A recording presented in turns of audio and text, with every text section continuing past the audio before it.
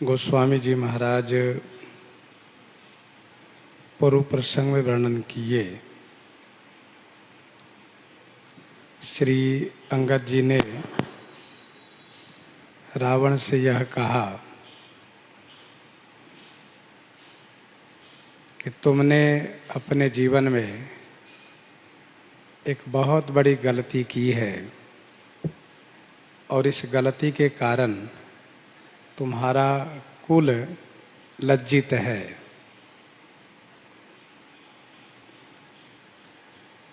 इसीलिए तुम अब भी मेरा शुभ कहा हुआ सुनो। जैसा मैं कहता हूँ वैसा करो तो तुम्हारे सभी अपराधों को श्री राम जी क्षमा कर देंगे। श्री अंगद जी ने यह कहा कि दांत तले घास दबा लो,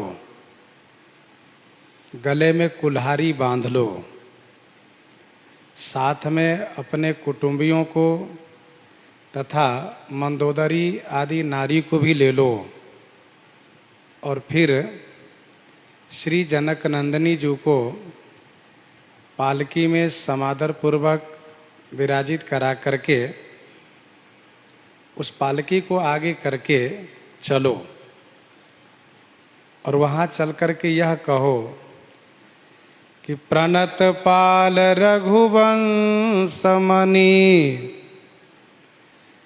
त्राहि त्राहि अब मोहि,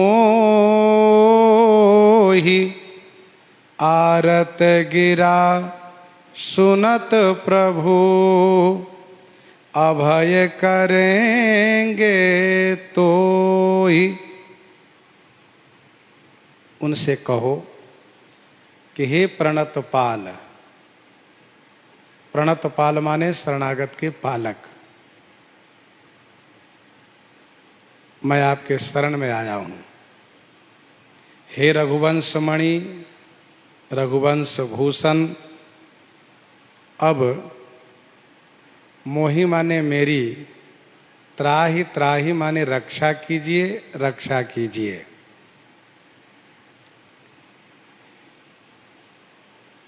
इस प्रकार से जब तुम आर्त भरी वाणी से प्रार्थना करोगे तो तुम्हारी वाणी को सुन करके प्रभु श्री राम जी अवश्य तुम्हें अभय प्रदान करेंगे। क्योंकि उनकी यह आदत है कि सक्रिदेव प्रपन्नाय तवास्मिति च याचते, फिर तो अभयम सर्वभूतेभ्यो ददाम्य ये तद वर्तम मम। ये उनका व्रत है। शरण गए प्रभु ताहु न त्यागा, विश्वद्रोह कृत अघ जेहि लागा।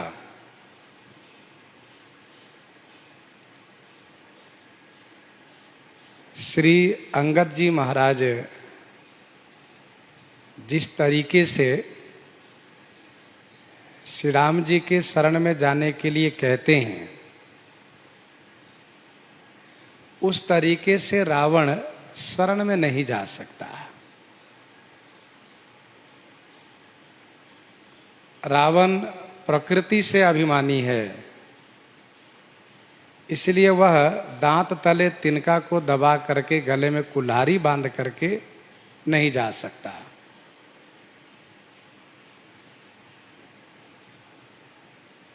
वैसे भी रावण केवल इतना भी कह दे, जैसे कि श्री विभीषण जी ने कहा कि श्रवण सुजस सुनि आयऊ, प्रभु भंजन भवभीर, त्राहि त्राहि आरति हरन, शरण सुखद रघुवीर, तब भी काम चल सकता है। परंतु श्री अंगद जी ने इतना कठिन शर्त इसलिए रखा क्योंकि ये बहुत बड़े अपराधी है। तो बड़े अपराधी होने के नाते बड़ी विनम्रता चाहिए, बड़ी दैन्यता चाहिए। इसलिए अंगद जी ने इनके साथ ऐसा शर्त रखा। अथवा यूँ कह लीजिए कि भगवान श्री राम जी की इच्छा यह है कि काज हमार तासु हित होई, तो हमारा कार्य भी हो और उसका हित भी हो। और हम लोग इस चौपाई पर जो संतों का संदर्भित भाव है श्रवण कर चुके हैं। श्री राम जी चाहते हैं कि नीति के तहत वार्ता भी हो जाए, ऐसा किसी को कहने का मौका न रहे कि श्री राम जी दूत को नहीं भेजे थे, अथवा श्री राम जी संधि के लिए, मिलने के लिए कोई अवसर नहीं दिए थे, ऐसा कहने को न रहे। और रावण के लिए हमने जो प्रतिज्ञा की है कि निशिचर ही न करऊ मही, वह सब परिवार मेरे हाथों से मर करके वह मुक्त भी हो जाए। श्री राम जी बाली के लिए प्रतिज्ञा कर चुके थे कि सुग्रीव मैं एक बाण से बाली को मारूंगा। श्री राम जी जब वृक्ष के आड़ से खड़े होकर के देख रहे थे तो लोगों को लगा कि श्री राम जी छुप करके देख रहे हैं, ठीक नहीं है। परंतु वहाँ भी श्री राम जी का कुछ ये उद्देश्य रहा है कि यदि हम सामने से देखते हैं और बाली यदि प्रपन्न हो जाता है तो फिर ये मरेगा नहीं, मेरी जो प्रतिज्ञा है वो पूरी नहीं होगी। तो इसीलिए श्री राम जी अपनी प्रतिज्ञा को पूरी करते हैं और लोक रीति को भी अनुसरण करते हैं।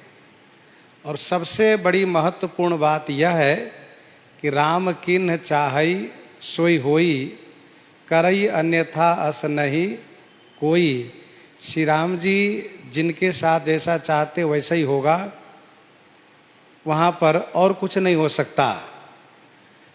श्री राम जी चाहते थे इसलिए श्री सती जी को मोह हुआ, यदि वे न चाहते तो भगवान शिव के समझाने से श्री सती जी को ज्ञान अवश्य हो जाता।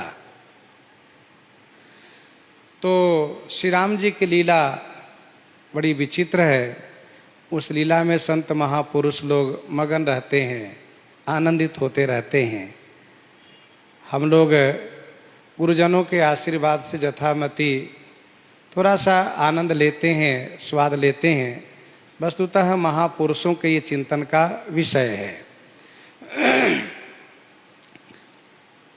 श्री अंगद जी ने कहा है कि आरत गिरा सुनत प्रभु अभय करेंगे तो ही। यदि हम इस केवल दोहे को ही जीवन में अपनावें और हम श्री रघुनाथ जी के शरण में इस प्रकार से चल करके प्रपन्न होवें तो अवश्य श्री राम जी हमें परित्याग नहीं करेंगे, अवश्य हमें स्वीकार करेंगे।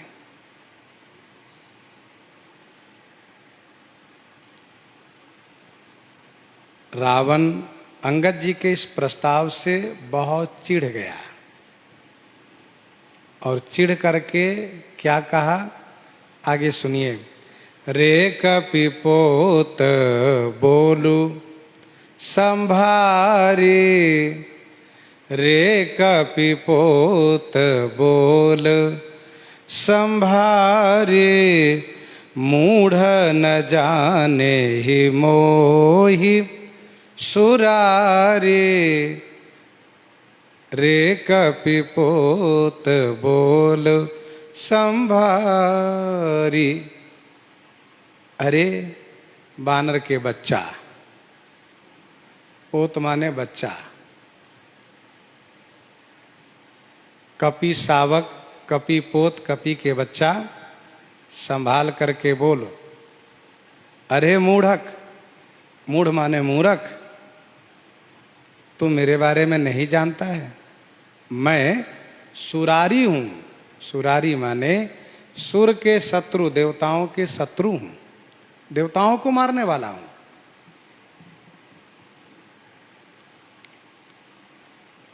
रे कपिपोत, एक तो रावण खल है और दूसरे में चिढ़ा हुआ है, इसलिए उसने इस प्रकार की भाषा का प्रयोग किया, रे कपिपोत, अरे बानर के बच्चा। पोत का अर्थ जहाज भी होता है। विप्र रूप धरि पवन सुता आई गयो जनु पोत, परंतु यहां पर कपि पोत का अर्थ होगा कपि के बच्चा, बानर के बच्चा। संभाल करके बोलो, तुम मेरे जैसे विश्व विजेता दशानन को कहते हो कि दांत तले घास दबा लो, गले में कुल्हाड़ी बांध लो और चल करके तपस्वी के सामने हाथ जोड़ करके गिड़गिड़ाओ। वास्तव में तू बच्चा है, तुम्हें मेरे बारे में ज्ञात नहीं है, तुम मुझे नहीं जानते हो। मैं सुरारी हूं, देवताओं के शत्रु हूं। मेरे सामने देवता हाथ जोड़े खड़े रहते हैं, तुमने देखा नहीं? हनुमान नाटक में अंगद जी ने इस बात को देखा भी कि रावण का एक सेवक ब्रह्मा जी को डांटता है, ब्रह्मा जी अभी बाहर बैठिए, अभी महाराज के पास समय नहीं है वेद सुनने का, ऐसा। हाँ, और एक सेवक श्री बृहस्पति जी को डांटता है, यह कहते हुए, अरे वो जड़मती बृहस्पति, ये देवताओं की सभा नहीं है, शांत रहो अभी। तो कोई बृहस्पति जी को डांटता है, कोई नारद जी को डांटता है, कोई ब्रह्मा जी को डांटता है। ये रावण की सभा है। इसलिए रावण ने कहा कि मूढ़ न जाने ही मोहि सुरारी, तुम नहीं जानते हो कि मैं सुरारी हूं, सुर के शत्रु हूं। अच्छा चलो इस बात को जाने दो, तुम अब ये बताओ कि कहु निज नाम जनक कर भाई, केहि नाते मानिए मिताई। कहु निज नाम जनक कर भाई।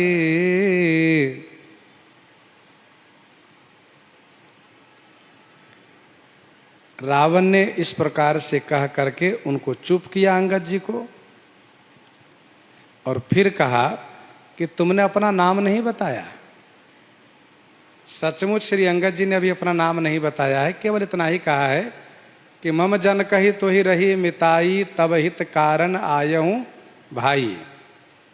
रावण ने पूछा कहू निज नाम। इस चौपाई में 3 प्रश्न है।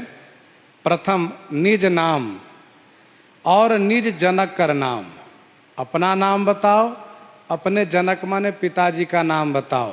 कहू निज नाम जनक कर भाई। जैसे अंगद जी ने कहा था कि तब हित कारण आया हूं भाई, पिताजी के मित्र के नाते, वैसे ही रावण ने कहा अरे भाई तुम अपना नाम और तुम अपने पिताजी का नाम बताओ। तीसरा प्रश्न है के ही नाते। के ही नाते माने किस संबंध से तुम मित्रता मानते हो, यह बताओ। ऐसा नहीं है कि रावण नहीं जानता है, जानता है सब कुछ, पर है बहुत बड़ा धूर्त। इसलिए अपनी धूर्तता को आगे करके पूछा कि अपना नाम, अपने पिता का नाम और मित्रता के हेतु, ये 3 प्रश्न का उत्तर दो। के ही नाते मानिए मिताई। के ही नाते माने किस संबंध से? क्योंकि हम है राक्षस, तुम हो वानर। वानर और राक्षस में मित्रता कैसी? के ही नाते मानिए मिताई। अंगद जी ने कहा तो सुनो। अंगद नाम बालिकर बेटा, तासो कबहू भई भेंटा। मेरा नाम अंगद है, मैं बाली, स्वर्गीय महाराज बाली का बेटा हूं, मैं बाली का पुत्र हूं। तासो कबहू भई ही भेंटा, तासो माने उन महाराज बाली से कभी भेंट हुई है, याद है कि वही बताना पड़ेगा। रावण को लगा कि यदि यह बताता है तो फिर ये मेरा बहुत बड़ा फजियत करेगा, इसलिए मैं ही स्वीकार कर लूंगा तुरंत। अंगद जी ने कहा अंगद नाम बाली कर बेटा। तीनों प्रश्न का उत्तर ही चौपाई में। मेरा नाम अंगद, मैं बाली का बेटा हूं, और कही नाते मानिए मिताई का उत्तर है तासो कबहू भई ही भेंटा। श्री हनुमान जी महाराज ने इसी बात को कहा था, समर बालिसन करिजस पावा। आहा, तुम बाली से युद्ध करके जस प्राप्त किए हो। समर बालिसन करी जस पावा। श्री अंगद जी कहते हैं तासो कबहू भई ही भेंटा। अंगद बचन सुनत सकुचाना, रहा बाली बानर में जाना। अंगद बचन सुनत सकुचाना। अंगद जी के वचन को सुनते ही रावण सकुचा गया। एक पल के लिए वह संकुचित हो गया। अरे ये तो सचमुच बाली का बेटा अंगद है, मैं सोचता था कोई और होगा।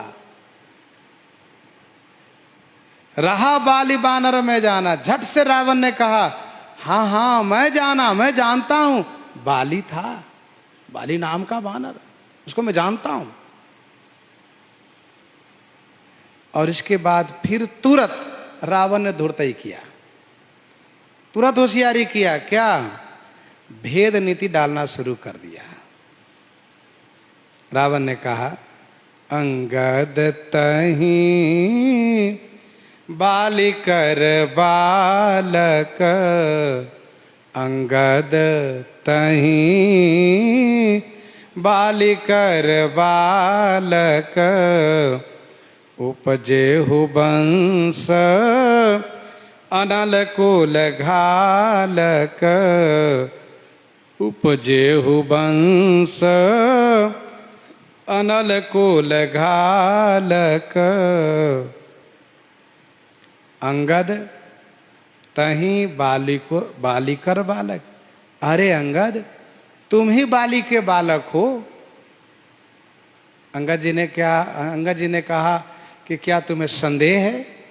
कहा नहीं नहीं,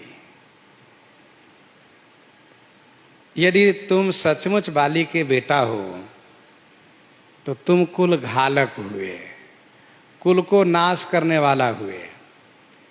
उपजहु वंश अनल कुल घालक, कुल घालक वंश अनल उपजेहु, वंश में अग्नि के समान तुम उत्पन्न हुए। ध्यान दीजिएगा, वंश शब्द को अध्याहार करके बांस को जोड़ करके अर्थ लगाना चाहिए। वंश अर्थात बाली के वंश रूपी बांस कुल को नष्ट करने के लिए तुम अग्नि के समान पैदा हुए। उपजहु वंश अनल कुल घालक।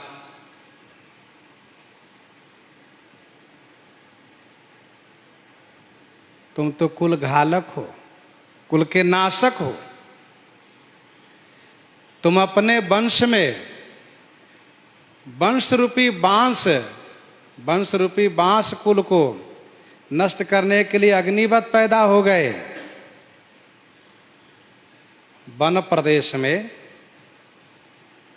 बांस में जब ग्रीष्म काल में बहुत हवा चलती है,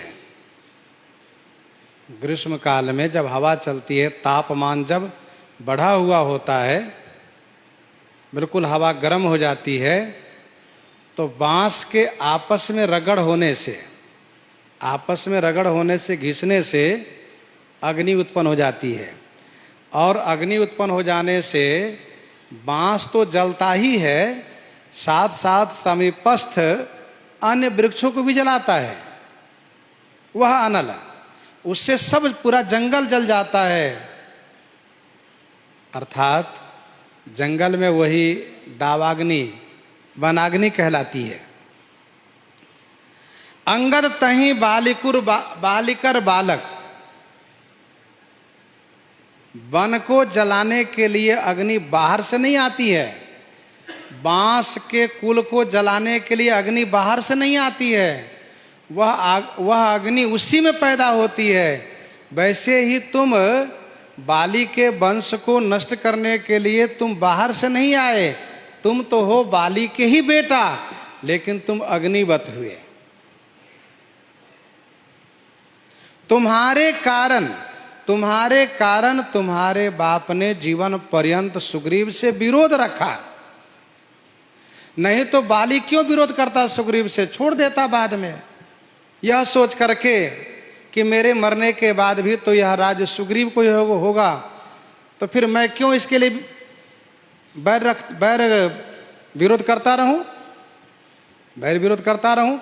लेकिन बाली ने यह सोचा कि मेरा पुत्र अंगद है, यह राजा बने, इसलिए उसने सुग्रीव से जीवन पर्यंत विरोध रखा। और सुग्रीव ने भी तुम्हारे ही कारण श्री राम से मित्रता किया। सुग्रीव को ये लगा कि यदि मैं वन में ही रहूं, कदाचित बाली मर भी जाए तो किष्किंधा का राज्य तो अंगद को मिलेगा, मुझे तो कुछ मिलेगा नहीं। इसीलिए सुग्रीव ने श्री राम जी से मित्रता किया। तुम्हारे ही कारण तुम्हारे पिता ने अपने भाई से विरोध लिया, तुम्हारे ही कारण तुम्हारे चाचा ने तुम्हारे पिता के मारने वाले से हाथ मिलाया, मित्रता किया, और तुम उन्हीं जो तुम्हारे पिता को मारा है, उन्हीं तपस्वी, उन्हीं पितृहंता को तुम दूत बने हो। ये तुम्हें लज्जा नहीं आती? इस प्रकार से रावण ने कहा। उपजऊ वंश अनल कुल घालक, गर्भ न गयऊ व्यर्थ तुम जायहु, निज मुख तापस दूत कहायहु, गर्भ न गयहु। तुम जब गर्भ में थे तो तुम्हारी माँ का गर्भपात नहीं हो गया? अरे गर्भ गिर गया होता, तुम पैदा न होते तभी ठीक था। गर्भ न गयहु व्यर्थ तुम जायहु, तुम तो व्यर्थ में पैदा हुए। निज मुख तापस दूत कहायहु, अपने मुख से तुम तपस्वी के दूत कहलाते हो। तुम्हें तो शर्म के मारे मृत्यु को गले से लगा लेना चाहिए, मर जाना चाहिए। तुम सुपूत नहीं हुए, कुपूत हुए। जिमि कपूत के उपजे कुल सद्धर्म नसाई।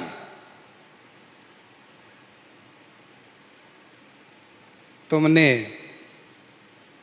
जन्म लेकर के अपने पिता अपनी माता का कोई हित नहीं किया, बल्कि तुम अपने पिता के शत्रु के हित में लगे हो।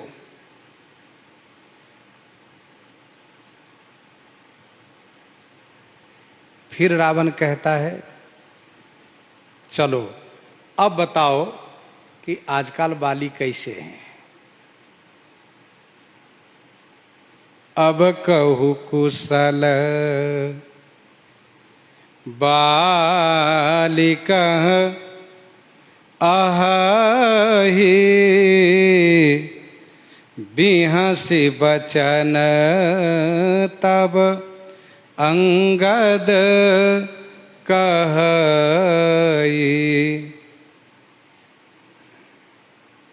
ऐसा नहीं कि रावण नहीं जानता है कि बाली स्वर्गीय हो गया है। जानबूझ करके इस प्रकार से पूछ रहा है, नाटक कर रहा है, दूरताई कर रहा है, बल्कि राजनीति की दृष्टि से भेद नीति का प्रयोग कर रहा है। कहा, अब कहू कुशल, अब कुशलता सुनाओ। बाली कहाँ है? बाली कहाँ है? कहाँ है, कैसे है, बताओ। अंगद जी ने सोचा अभी बताऊंगा, ठीक से उत्तर दूंगा, तो पूछ लो। बिहसी बचन तब अंगद कहे, तब अंगद जी ने बिहसी माने हंसते हुए यह वचन कहा। अब कहु कुशल बाली कहाँ अहि, बिहसी बचन तब अंगद कहई।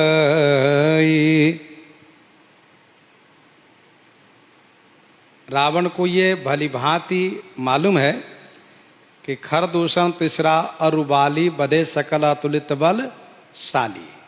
हनुमान जी ने सुनाया है।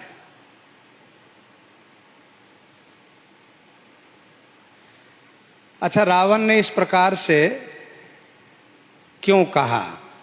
तो इसका उत्तर यह है कि रावण ने भेद नीति को प्रयोग करते हुए ऐसा इसलिए कहा कि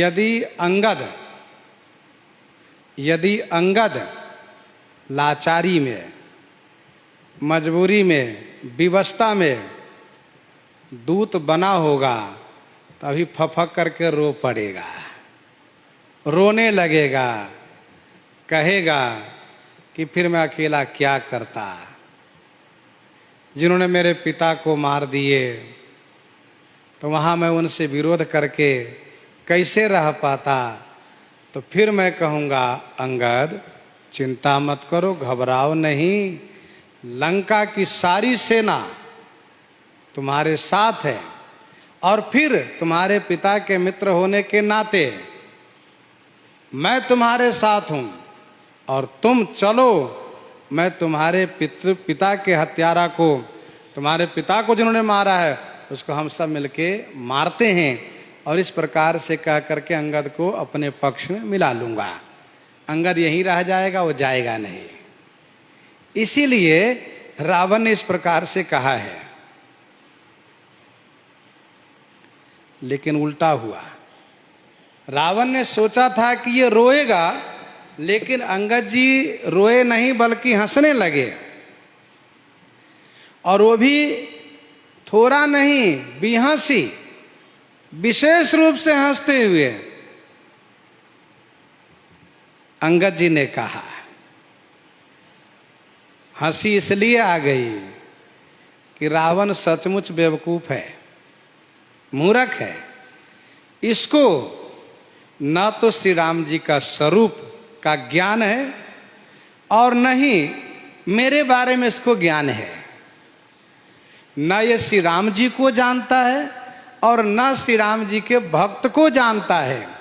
ये भगवंत और भक्त दोनों से विमुख है, इसलिए इस प्रकार की अनर्गले बात कर रहा है, इस प्रकार से अनर्गल बात कर रहा है। बिहसी बचन तब अंगद कहई। अंगद जी ने सोचा जैसे इसने पूछा वैसे उत्तर दूंगा। कहा, दिन 10 गए बाली पही जाई, दिन 10 गए बाली पही जाई, बूझे हु कुशल सखा और लाई, बूझे हु कुशल सखा और लाई।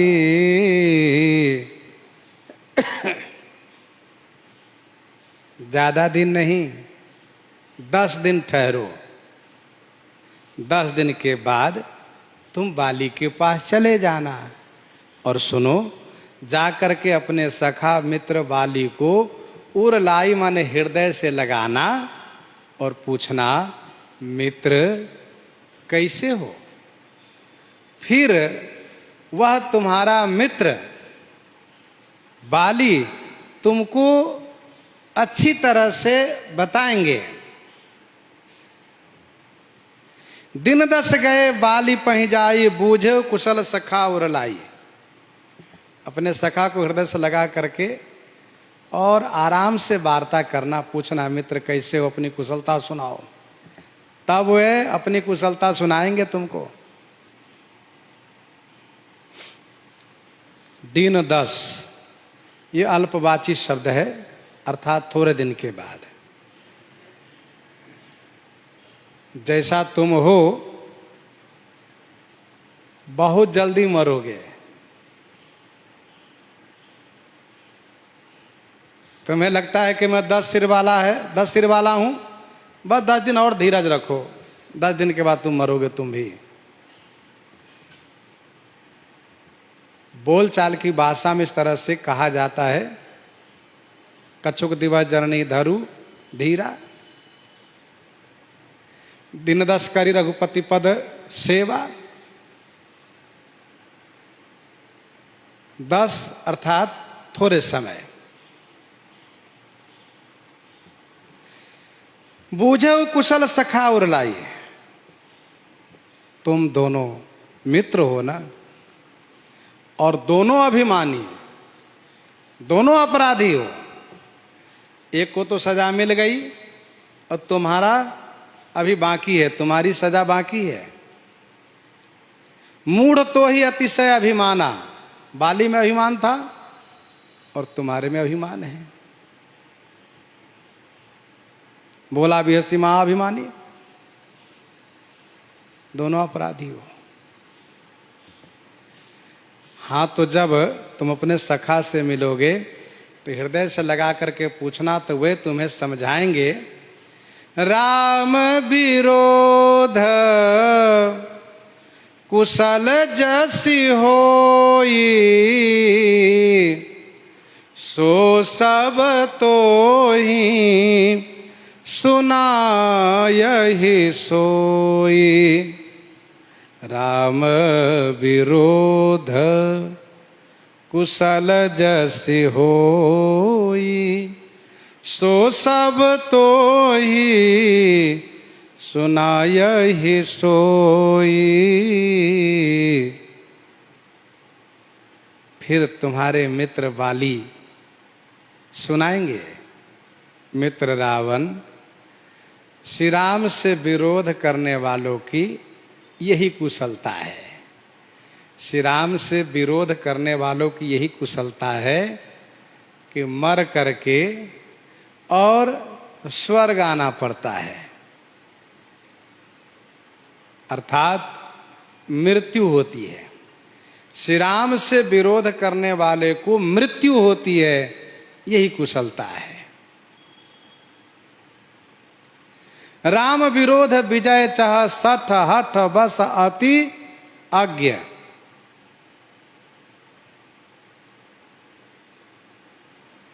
राम विरोध कुशल जसि होई, जैसी कुशलता होती है सुनाएंगे। सो सब तो ही सुनायहि सोई, सो सब माने वह सब तुम्हें वे सुनाएंगे। अब इसके बाद अंगद जी ने कड़े शब्दों में कहा, सुनु सठ भेद होए मन ताके, श्री रघुबीर हृदय नहीं जाके, सुनु सठ भेद होय मन ताके। श्री रघुबीर हृदय नहीं जाके। अरे सठ सुनो, ताके मन भेद होई। ताके मन माने उसके मन में भेद होता है। किसके मन में? जिसके मन में श्री रघुनाथ जी नहीं हो। श्री रघुवीर हृदय नहीं जाके, जिनके हृदय में श्री राम जी नहीं हो, उन्हीं के मन में, उन्हीं के हृदय में भेद उत्पन्न हो सकता है।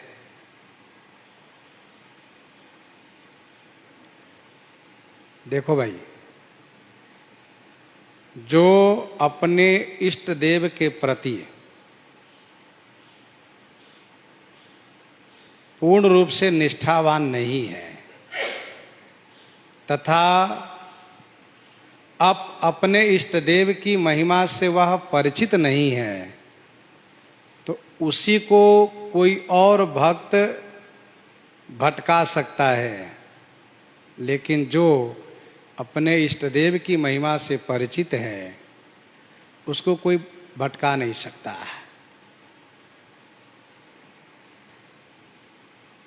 सुनु सठ भेद होई मन ताके। उनके मन में भेद हो सकता है जिसके मन में श्री रघुनाथ जी न हो। तब लगी हृदय बसत खल नाना, लोभ मोह मत्सर मद माना। जब लगी उरन बसत रघुनाथा, धरे चाप सायक कटी भाथा।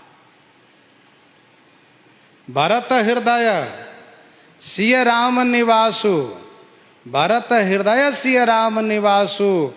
तहाँ के तिमिर जहाँ तरनी प्रकाशु। भरत हृदय सिय राम निवासु, तहाँ के तिमिर जहाँ तरनी प्रकाशु। जहाँ सूर्य का प्रकाश है, वहाँ क्या कभी अंधकार आ सकता है? अर्थात नहीं। जिस हृदय में श्री राम जी हैं, वहाँ किसी की माया काम नहीं कर सकती। वे तो अनन्य है, निष्ठावान है। अंगद जी ने कहा, मूर्ख तू सचमुच मूर्ख है। हम कुल घालक सत्य तुम, कुल पालक दस शीस। अंधौ बधिर न अस कहीं, नयन कान तब बीस। नयन कान तब बीस। हम कुल घालक सत्य तुम, कुल पालक दस शीस। अरे दस शीस, हम कुल घालक और तुम सत्य कुल पालक। हम कुल के नाशक है और तुम सत्य ही कुल के पालक हो। लेकिन ऐसा वह भी नहीं कह सकता है जो अंधा होगा, जो बधिर होगा, परंतु तुम कह रहे हो और तुम्हारे पास नयन कान तब 20, तब तुम्हारे नेत्र और कान 20-20 है।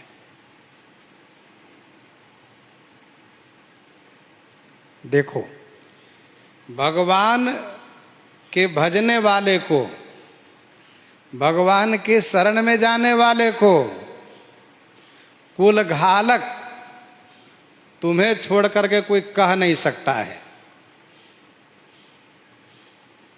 जो अंधा होगा, भले ही वहां नहीं देख पाता होगा, पर वह कानों से सुना होगा श्री राम जी के बारे में, इसलिए वह श्री राम भक्त को कुल घालक नहीं कह सकता। जो बहिरा होगा, वह सुना नहीं होगा लेकिन आंखों से देखा होगा, इसलिए वह भी नहीं कह सकता। पर तुम तो 20-20 नेत्र और कान के रहते हुए भी तुम बिना नेत्र कान के हो, तुम गए गुजरे हो, तुम किसी काम लायक नहीं हो। इस प्रकार से अंगद जी ने फटकारा।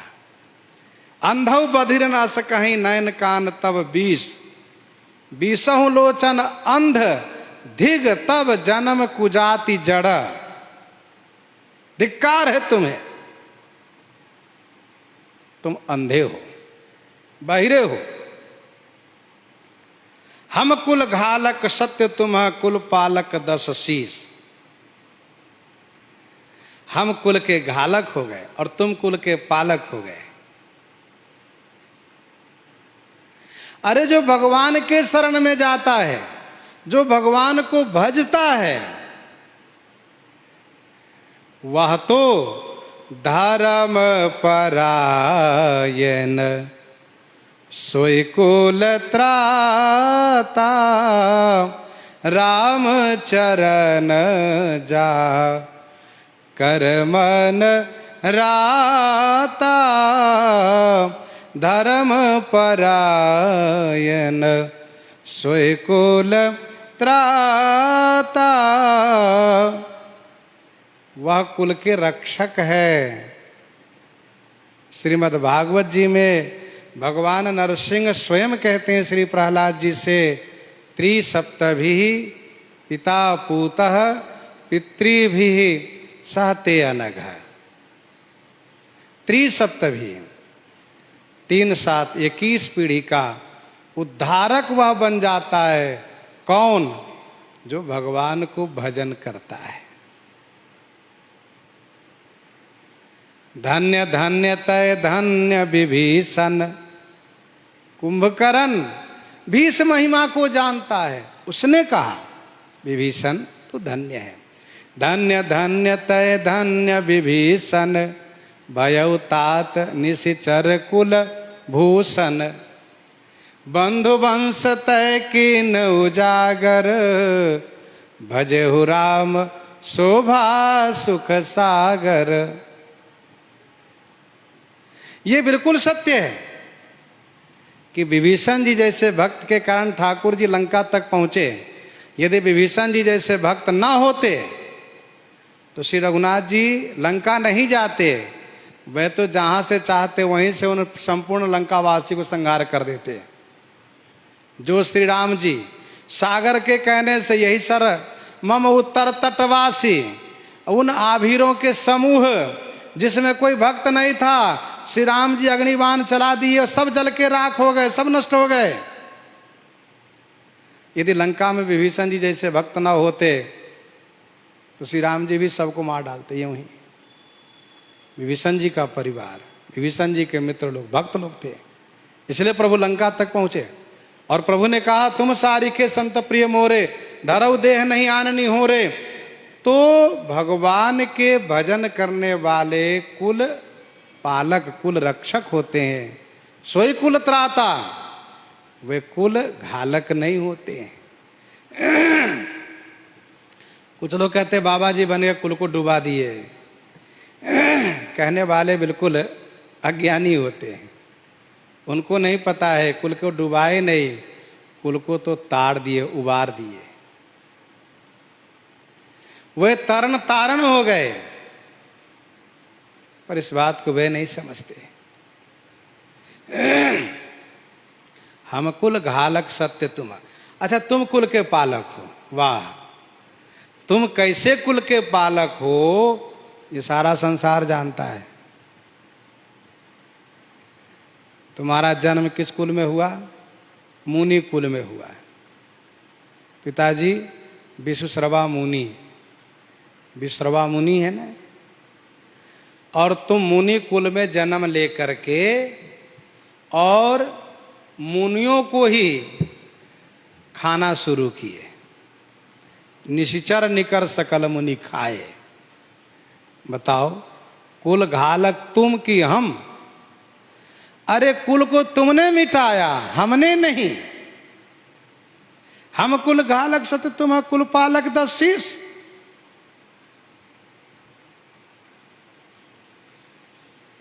हम कुल के घालक नहीं, कुल घालक तुम हो। आने दो समय, तुम्हारे कारण तुम्हारे कुल में कोई रोने वाला नहीं बचेगा। राम विरोध कुशल जसी हुई, रहा न को कुल रोब निहारा। तुम्हारे कुल में कोई रोने वाला नहीं रहेगा।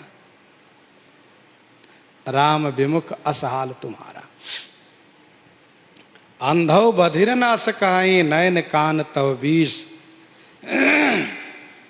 शिव बिरंचि सुर मुनि समुदाय, चाहत जासु चरण सेवकाई। शिव बिरंचि सुर मुनि समुदाय।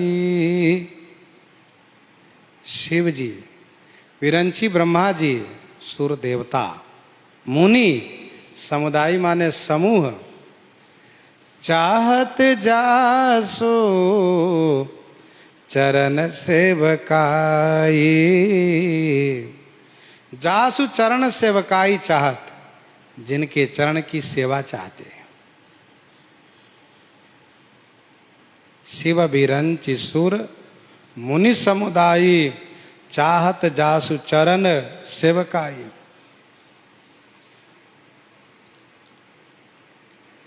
सब उनके चरण की सेवा चाहते हैं। मधुकर खग मृग तनुधरि देवा। मधुकर खग मृग तनुधरि देवा, करहि सिद्ध मुनि प्रभु की सेवा। दोहावली 143 में गोस्वामी जी ने लिखा। दोहावली 143 में, जानि राम सेवा सरस, जानि राम सेवा सरस, समुझ करब अनुमान। पुरखाते सेवक भय, हरते भय हनुमान।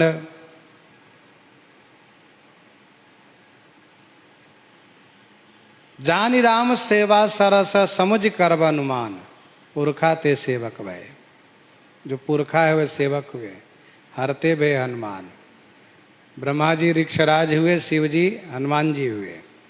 शिव बिरंच सुर मुनि समुदाय, सब चाहते हैं सेवा। भगवान शिव कहते हैं, बार बार बर मांगौ, हरसि देहु श्रीरंग। पद सरोज अन पायनी, भगति सदा सतसंग। भगति सदा सतसंग। श्री ब्रह्मा जी मांग करते हैं, नृपनायक दे वरदानमिदं। नृपनायक दे वरदानमिदं, चरणाम्बुज प्रेम सदा शुभदम।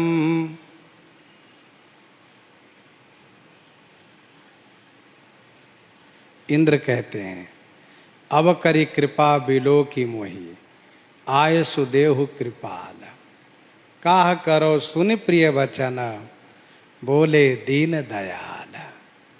जिनके चरण की सेवा भगवान शिव, भगवान ब्रह्मा, इंद्रादि देवता और बड़े बड़े मुनि लोग, श्री अत्रि, अगस्त, वाल्मीकि, सुतीक्षण, भारद्वाज जैसे महामुनि लोग चाहते हैं कि हमें सेवा मिल जाए।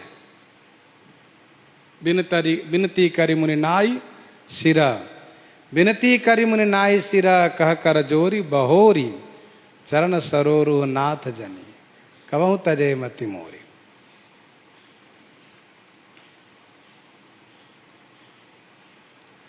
चाहत जासु चरण सेवकाई, तासु दूत होई, हम कुल बोरा, तासु दूत होई, हम कुल बोरा, ऐसे हो मति उर, बिहरन तोरा, ऐसे हो मति उर, बिहरन तोरा। देखो भाई, हम सब भगवान की कृपा से मानव शरीर पाए और मानव शरीर पा करके ठाकुर जी की अतिशय अनुकंपा के कारण संत सदगुरु चरण का आश्रय मिला और उनकी कृपा से हम ठाकुर जी के भक्त हो गए। ये बड़ी कृपा है। हम प्रभु के भक्त हैं, हम सब सेवक अति बड़भागी, ऐसा समझना चाहिए। श्री अंगद जी कहते हैं, तासु दूत हुई हम कुल बोरा। अरे मूर्ख, जिनके चरण की सेवा तुम्हारे दादा परदादा स्वामी सब चाहते हैं, मतलब बाप दादा परदादा और तुम्हारे स्वामी सब चाहते हैं, उनके दूत होकर के हम कुल को डुबा दिए। ऐसे मति, तुम्हारी ऐसी बुद्धि है तो तुम्हारा हृदय फट नहीं जा रहा है। तासु दूत होई हम कुल बोरा, ऐसे मति, ऐसी तुम्हारी बुद्धि है, यही बुद्धि है। उर बिहरन तोरा, तुम्हारा हृदय नहीं फटता। गलत विचार होने पर हृदय को विदीर्ण हो जाना चाहिए। जैसे जबते कुमत कुमत जी ठयऊ, खंड खंड होई हृदय न गयऊ, श्री भरतलाल जी ने कहा। तासु दूत होई हम कुल बोरा। गोस्वामी जी ने कहा कि भगवान के भक्त होना, भगवान के दूत होना, ये तो सर्वोत्कृष्ट जन्म का चरम फल है। इसके आगे और कोई फल नहीं है। दे धरे करिया फल भाई, भजिए राम सब काम भी आई। सोकुल धन्य उमा सुनु, भगवान शिव कहते हैं, सोकुल धन्य उमा सुनु, जगत पूज्य सुपुनीत। सोकुल धन्य उमा सुनु, जगत पूज्य सुपुनीत। श्री रघुवीर पारायण, जही नर उपज विनीत। जही नर उपज विनीत। पद्म पुराण का यह श्लोक है, कुलम पवित्रम जननी कृतार्था, वसुंधरा भागवतीश्च धन्या, स्वर्गे स्थिता पितरोपि धन्या, येषाम कुलम वैष्णवानाम ध्येयम्। वैष्णवता की बड़ी महिमा है। वैष्णव हो जाए, भगवान के भक्त हो जाए, फिर तो क्या कहना है। तासु दूत होई हम कुल बोरा, ऐसे मति उर बिहरन तोरा। रावण अब खिसियाया, सुनि कठोर बानी कपिकेरी, कहत दशानन नयन तरेरी। कहत दशानन नयन तरेरी। सुनी कठोर वाणी कपिकेरी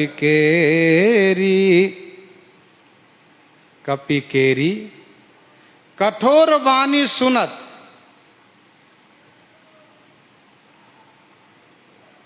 दशानन नयन तरेरी कहत।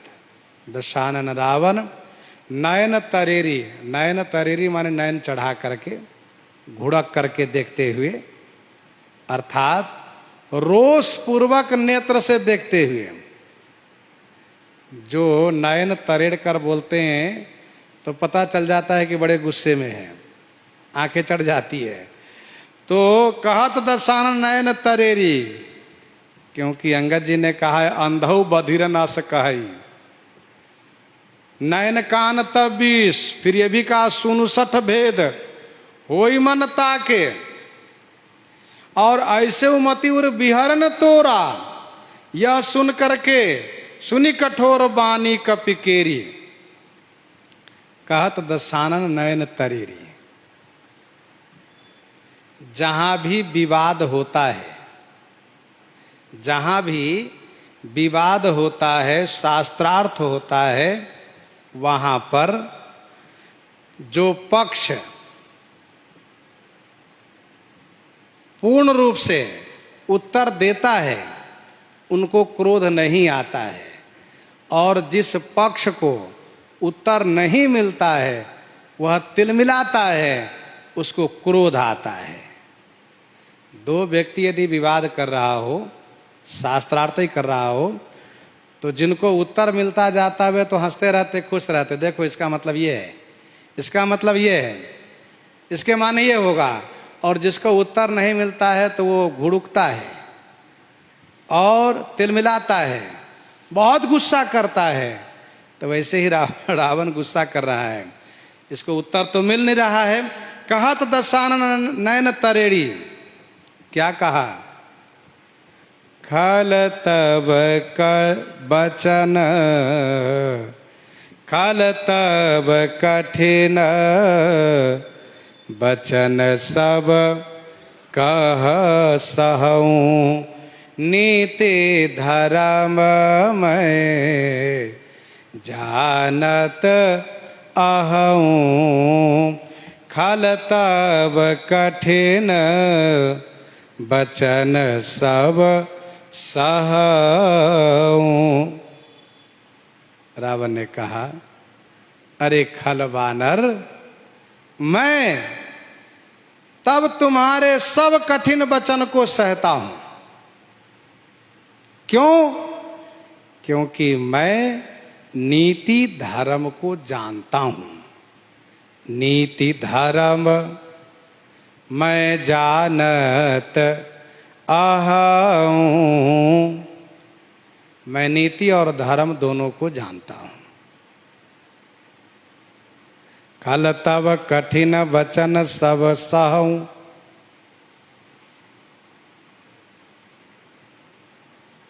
तुम जिस तरह से बोलते हो मार देना चाहिए, लेकिन मैं नीति धर्म को जानता हूं। दूत जो कहता है अपने स्वामी का कहा हुआ कहता है, उसमें उसकी कोई गलती नहीं होती है, इसीलिए मैं तुम्हारे कठोर वचन को सह रहा हूं। अंगद जी ने जैसे सुना,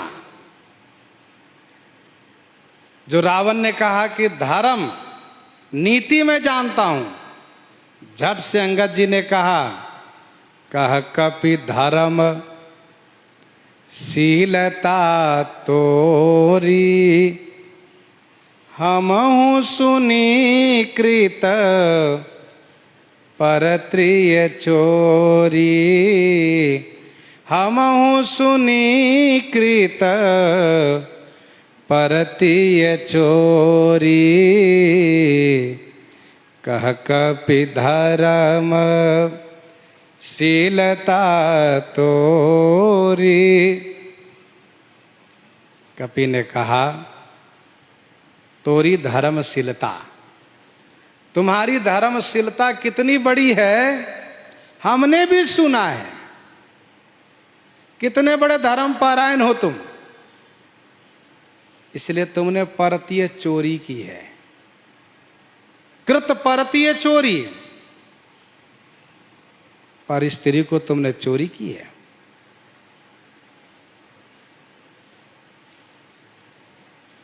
जहां तुम्हारा बस नहीं चलता वहां तुम धर्म की दुहाई देने लगते हो, नीति की दुहाई देने लगते हो, और जहां तुम्हारा बस चलता है वहां तुम धर्म और नीति को बिल्कुल किनारे ताक पर रख देते हो, कोई धर्म नीति नहीं मानते हो। हमने सुना है तुम्हारी धर्मशीलता कि तुम चोरी किए हो, अर्थात चोरी करना ही तुम्हारा धर्म है, और वो भी उन स्त्री के हरण किए हो, चोरी किए हो जिनके पति उनके पास में नहीं थे। सठ सुने हरिया नहीं मोही, और देखी नयन दूत रखवारी, बूढ़ी न मरहु धर्म व्रत धारी, बूढ़ी न मरहु धर्म व्रत धारी। दूत रखवारी नेत्रों से देखी गई है, आंखों से देखी गई है। अरे वो धर्म व्रत धारी, बूढ़ी न मरहूं, चुल्लू भर पानी में डूबकर नहीं मर जाते तुम, तुम्हें मर जाना चाहिए। तुमने अपनी बहन को नकटी बुच्ची रूप में देखा, नाक कान बिना देखा, तो तुमको लगा धर्म है, इसलिए तुमने क्षमा किया। तुम बड़े धर्मात्मा हो, इसलिए मैं भी सोचता हूं कि मेरा भी पुण्य जगह के मैंने तुमको दर्शन किया। यह है श्री अंगद जी का व्यंगोक्ति, व्यंगात्मक है। प्रसंग ऐसा आया कि श्री अंगद जी को इस प्रकार से कहना पड़ा,